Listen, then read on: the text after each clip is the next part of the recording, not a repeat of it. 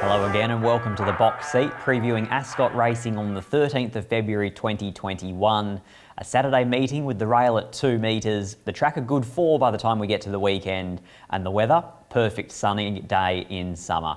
We start off our program with the Tab Touch West Speed Platinum Maiden. We're going to go back only 4 or 5 days ago to Monday's Albany meeting and watch the last start effort of Spirit of Prophecy. Well back and on the inside, My Name Star, and coming to the outside is Take Another Look. They run down now with about 300 metres to go, and it still feels hot in front, and it shakes up and gets away now. Dancing Jack's coming hard though along the inside. Spirit of Prophecy dropping out, and right down the outside is Rebel Man, but Feels Hot is holding them all at bay and goes on to win. Feels Hot by a length and a half over Dancing Jack. Well, this isn't an overly strong maiden, it must be said. Let's be honest here, a lot of these horses have had their chances, including this mare in Spirit of Prophecy. Trainer Rebecca Shanks, who trains out of Albany, scratches from what looks like a 4-horse maiden on Sunday at Albany to come up the highway and contest this race for a little bit of extra prize money. Sean McGruddy picks up the ride. This mare is your natural leader, and no doubt she'll be there for a long, long way. I am going to go with the very wayward mare here in Molly McGee, and it probably just shows the depth of this field because there's not going to be a lot of confidence coming out of this race. Molly McGee lays in, she lays out, she has a one-sided blinker on now after Gary Crispin trialled a one-sided winker. So they've tried a lot of things with her, they're now stepping out to 1500 metres, and in a very thin race, she gets the nod on top, but obviously without a good push from me. I go then to the Dick Turpin son in Midnight Hour. Mitchell Pateman, Jason Pateman, sat in the box seat from gate 1 last start, didn't get the luck in the home straight. Will they take the sit on Saturday? Will they take him to the front? I suppose we'll wait and see. Number 6, and that's Spirit of Prophecy, this mare from the Great Southern, and then the top weight Belafonte boy, who's been thereabouts in this grade all throughout the prep.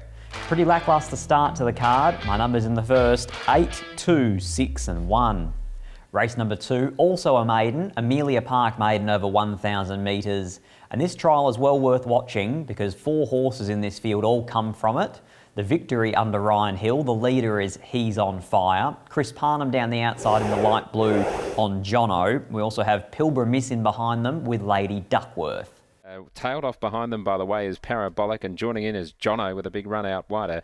In the straight, 250 to go. Out in front, it's Ryan Hill with He's On Fire, high in the irons. Down the outside is Jono joining in. Trying to go with it is competitor, and also battling away is Lady Duckworth. It's on the inside, just in front though, holding on He's On Fire, and He's On Fire has been able to hold them on. Well, only 11 horses are in this maiden. 4 of them all come from the same trial. And in fact, my top 3 are all going to come out of that trial. So hopefully that can prove the form reference here in another pretty thin maiden to start the program at Ascot on Saturday. I'm going to go with Jono here, who did knock on the door when last in work. He ran into the likes of Western Rhythm, Mr. Delegator, Hula Hoops. It's all good enough form to be winning a race like this.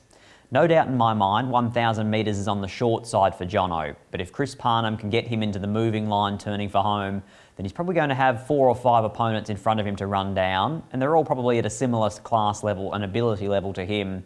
I liked his trial, the one we just watched. He never was asked for a full effort there. I'm going to tip him to break his maiden at his return to racing for Neville Parnham and Chris Parnham. Number 2 in Jono. Number 4, He's On Fire, a former $100,000 yearling who's now making his debut as a 5-year-old. So they've had to be very patient with him, Team Casey, and that trial was encouraging. Number 11, Pilbara Miss. She was the horse in behind them in that trial, but just got squeezed out and chopped out for a run over the last 150 metres. And number 6, a very speedy mare this. It's Tiffs, likely to charge across from the outside, jump and run. My numbers in race 2, 2, 4, 11 and 6. Race number 3 at Ascot is for the babies. These 2-year-olds contest over 1,100 metres in the Tab Touch Betty or Bet plate. And the half-brother to last year's champion fillies and guineas winner in Watch Me Dance goes around. His name, Hear Me Sing. To the race now as they'd set sail for the judge. Sokoff led them, 250 to go. From on the outside, Galaxy Cat. Lewa sticks on Will, and further back, Glacier Miss. 6 Carat getting up with Hear Me Sing on the inside. Many Hopes with about 50 to go. 6 Carat, Hear Me Sing cracking through against the rail. 6 Carat though, it's 6 Carat that wins it. 6 Carat scored. Really good effort there by Hear Me Sing when running second on debut behind 6 Carat. Has since had a spell, has since had a trial against the older horses down at Albany. And this all ladies owned horse, and all these owners had a wonderful ride with Watch Me Dance, and Hear Me Sing looks like taking them on a very similar path.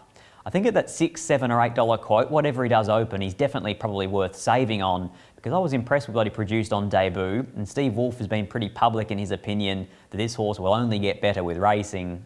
I am going to go with the very speedy colt from Martin Allen's yard. Jump and run type scenario here with Star Soprano.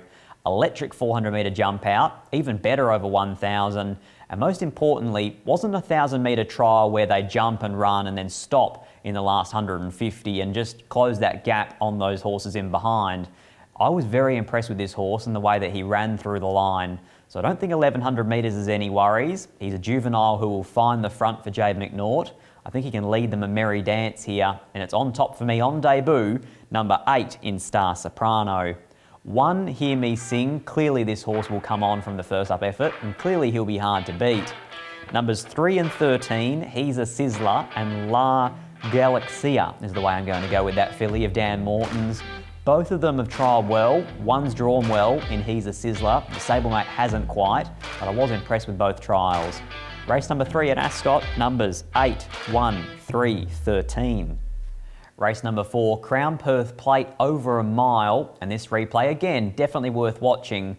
Last of the line wins, but Red Publisher runs second, Phone Me runs third, and in fourth is Giraffe. He's about to quickly grab the leaders. They drop off Cryptic Love, followed then by Phone Me. Last of the line hit the front. Phone Me is looming down the outside. Red Publisher starting to push up on the inside of those, but last of the line extends. Red Publisher gets clear, but it's last of the line. He's doing what he has to do, and last of the line beats Red Publisher. Well, those horses all met each other last start behind last of the line. Phone Me, my on-top selection. Red Publisher, my second selection. Giraffe, my third selection. They all come from that replay that we've just witnessed. I'm going to go with Phone Me here, who is drawn a sticky gate, no doubt. Drawn the outside and only a small field. He went back in the replay, but if we go back 2 starts ago, Chris Parnham took him to the front, and again he gave a pretty good kick when gunned down by that same horse last of the line. So I'm thinking here in a race that's devoid of speed, Chris Parnham might just roll the dice, go forward, either lead or sit outside the likely leader, who's probably well outside the handicap, and a 500 to 1 type of shot here in Plead the Fifth. And from there, I think Chris can actually dictate the tempo on Phone Me, hold a tactical advantage over main rivals Red Publisher and Giraffe, and from there, win another race for the informed Michael Lane yard. So for me, in race number 4, it's 5, Phone Me. 2, Red Publisher, start number 109 for this old battler. He's been an absolute marvel for Ash Maley. They are best mates, Ash Maley and Old Red, they called this horse. Drawn the inside gate, Paul Harvey to ride. He'll be in the finish, don't worry about that. Number 3, Giraffe, who concedes them both weight, but the senior rider goes on. Number 6, Canvassed, a mare of Robin Lockwood. First up, or at least fresh in the last campaign, did split horses called KC and Labour Rod. That's sensational form for a race like this. My numbers in race number 4, 5, 2, 3 and 6. Race number 5, the Heineken 3 Handicap at 1,800 metres. And when William Pike releases the brakes here on Enduring Moment, he really does let down impressively.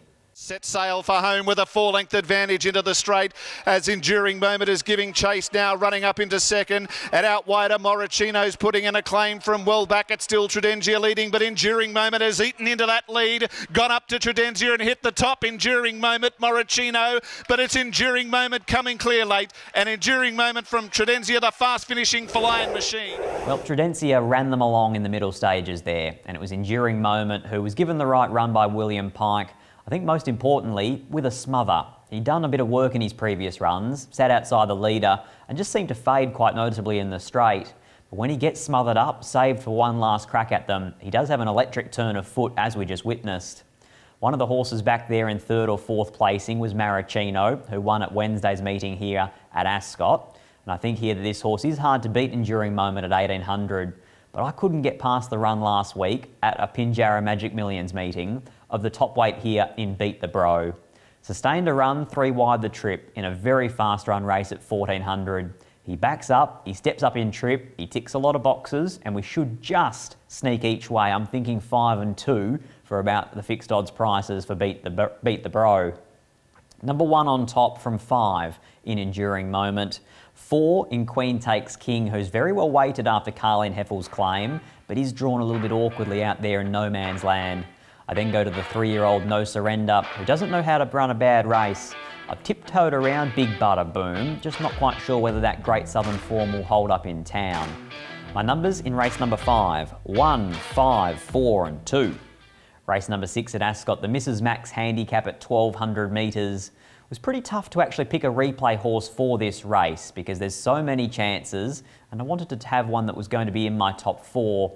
So I went to Pinjarra's Deucimus Silver Bowl last week, and it's a 72 plus race in which Tommy Blue ran midfield.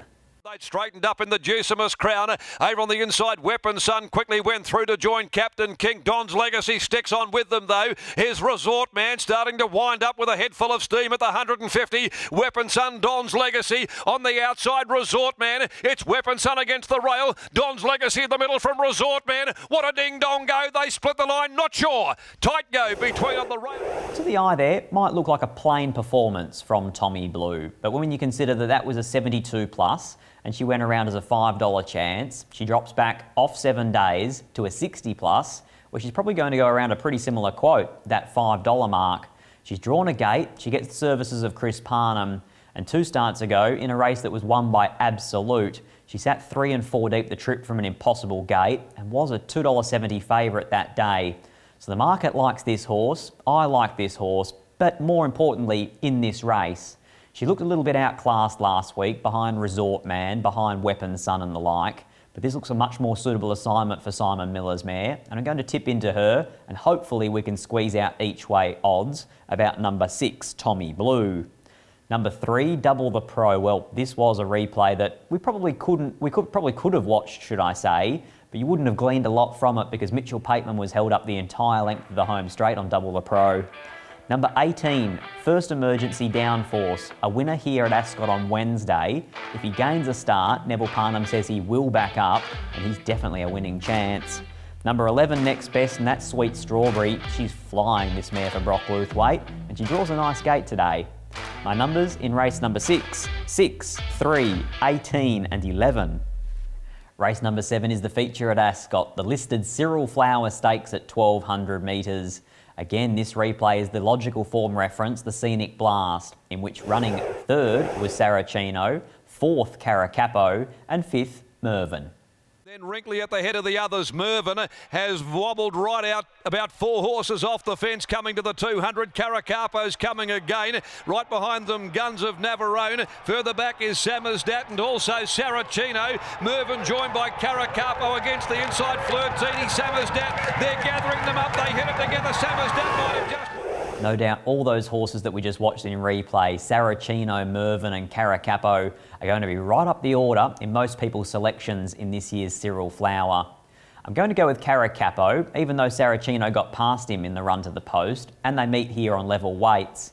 I was impressed with the way that Caracapo was able to just toe ball Mervyn, and probably in hindsight, Jason Brown cut back to the inside of Mervyn, cut the corner. I'm sure he did that because this horse was under pressure, and rightfully so when you break down the overall sections. First 600 metres of that 1200 metre race was 10 lengths faster than average. So Mervyn was flying, Caracapo was chasing, and he cut back to the inferior ground. I think it was a really nice ride. I thought he got his chance for victory, but this race with a smaller field, with maybe a slightly less tempo set by Mervyn, he should get his chance here. He was one of our best bets last start, and he didn't quite get the job done. We're going to follow up with Caracapo again here in the Cyril Flower, number 1 on top. Number 5, Saracino, seems to be appreciating that stalking role at the moment. For a horse that used to jump and run, he's been slow away first up, slow away second up. Number 2, Platoon, who doesn't have 1200 metre form in the last 2 or 3 preps, but he's 1400, 1600 metre form. A lot of it's in group racing and a lot stronger quality than what he meets here. and then the flying grey Merv. And you know what you're going to get with Merv? He'll jump, he'll run, as he did in the replay. My numbers in race number 7, 1, 5, 2 and 6. Race number 8, the Morley Growers Market Challenge Stakes, a listed race for the fillies and the colts and geldings over 1,500 metres. And how can you not be impressed with this return to racing? This was Kiss on All Four Cheeks. Wide all day session, 5 wide around it now, the filly. Kiss on All Four Cheeks, who's letting down with her run. Vain Tempest hit the front fleetingly. Kiss on All Four Cheeks gathered it up though at the 125. Kiss on All Four Cheeks, Vain Tempest, but Kiss on All Four Cheeks. She pulls away and her class with a capital C prevails. Kiss on All Four Cheeks over Vain Tempest. Well, the mare Rosie Rocket was an absolute sensation back in her day for Justin Warwick. And now, this written tycoon daughter out of Rosie Rocket, Kiss on All Four Cheeks, is giving Danny Morton and Connections reason to get excited. They were going to go from that first up assignment over to Victoria with Group 1 stablemate in Elite Street. Instead, Danny Morton elected to stay and race in this company on the weekend. I'm thinking it probably does prove a fruitful decision. She is drawn wide, she can race back. She could even race forward if they so elected to.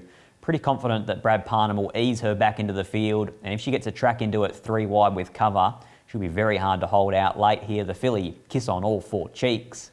I also go to another filly, Magical Dream. Now the rumour is going around that maybe she'll scratch from this race, so just keep your eyes on whether or not she accepts. But if she does, she'll be flashing at them late. Number 6, Western Empire, a last start maiden winner, but his runs as a maiden in this listed type of 3-year-old grade when last in work were all outstanding. We then go to the ever-consistent Salaya. Cannot fault any of her form. She's been beating up on the older horses and competitive against the good ones, like last at the line. My numbers in race number 8, 3, 4, 6 and 8. Race number 9 is the Sepal Wines Handicap over 1,000 metres. It's becoming a pretty regular replay that we watch here on the box seat. This is Time to Sizzle leading and winning yet again. Trying to work out around heels. Lipstick flickers My Blue Boy to the outside. They come past the 250 and Time to Sizzle. Shot away. Time to Sizzle by 3. His Ladies of London getting out of the ruck and setting after Time to Sizzle. Time to Sizzle by 2. A length and a half. The post coming. It'll have enough in hand. Time to Sizzle won it by a length. Ladies of London. Lipstick. We keep going to the races over 1,000 metres. We keep seeing Time to Sizzle lead them up, and so far this preparation we haven't seen anything able to run her down. A first up winner in a graduation, a second up winner in a graduation. She now goes to the toughest test to date, a 66 plus. She's relishing the 3 kilo claim of Maddie Derrick, who's riding her for pure and utter speed. She's going to need it. She's drawn pretty much in the Swan River in this race, but if she can come out running and she can get across, there's no doubt she'll be hard to beat. I'm pretty keen on a horse here, and I think we're going to get somewhere between $14 and $20 about this horse. And at that double figure quote, I think Guns of Navarone one of the best bets on the program. You could do a lot worse than even just having a place bet at around the $5 fixed odds quote. Number 1 for me, Guns of Navarone, who comes from a replay we watched earlier on when we previewed the Cyril Flower, because he resumed in the Scenic Blast.